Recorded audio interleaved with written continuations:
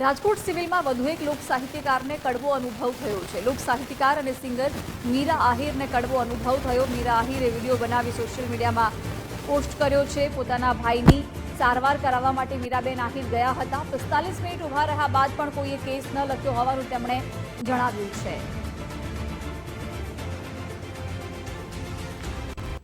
આજનો એક અનુભવ તમને જણાવવો છે, તેમજ આ વસ્તુનો જવાબ પણ જોઈએ છે, કારણ કે આ જવાબ છે ને એ સામાન્ય માણસ સાથે જોડાયેલો છે।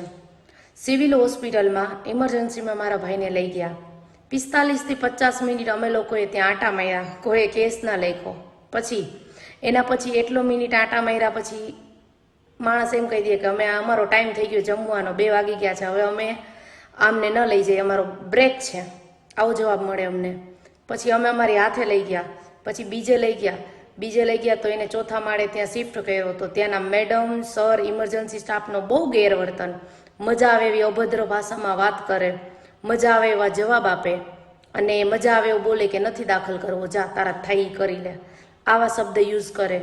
તો આ વસ્તુમાં જવાબદાર કોણ?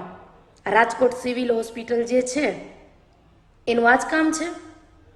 આવા સ્ટાફ સામાન્ય માણસ સાથે આવું વર્તન કરે તો શું આ ક્યાં સુધી વ્યાજબી છે? વિગતો સાથે સંવાદદાતા ગૌતમ જોડાઈ ગયા છે। ગૌતમ, લોક સાહિત્યકાર અને સિંગર મીરા આહિરને કડવો અનુભવ થયો છે, વિડીયો બનાવી પોતાની વ્યથા જણાવી છે, શું વિગતો છે?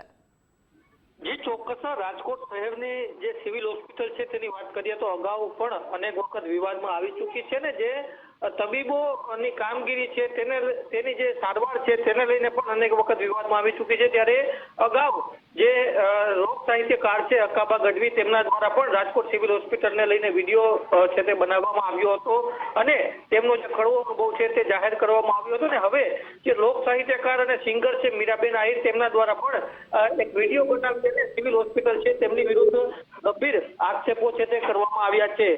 જે રાજકોટ સિવિલ હોસ્પિટલ છે તેમાં તે ખાતે જે મીરાબેન છે તે તેમના ભાઈને સારવાર ખાતે લઈ ગયા હતા અને ત્યાં તેમને જે વેઇટિંગ કરાવવામાં આવ્યું તેને લઈને તેમણે વિડીયો બનાવી અને ગંભીર આક્ષેપ સિવિલ તંત્ર વિરુદ્ધ કરવામાં આવ્યા છે। ન માત્ર લોક સાહિત્યકાર પરંતુ મીડિયા દ્વારા પણ અનેક સિવિલ હોસ્પિટલ છે તેમની બેદરકારીઓ ઉજાગર કરવામાં આવી છે। જી ગૌતમ, આભાર જાણકારી માટે।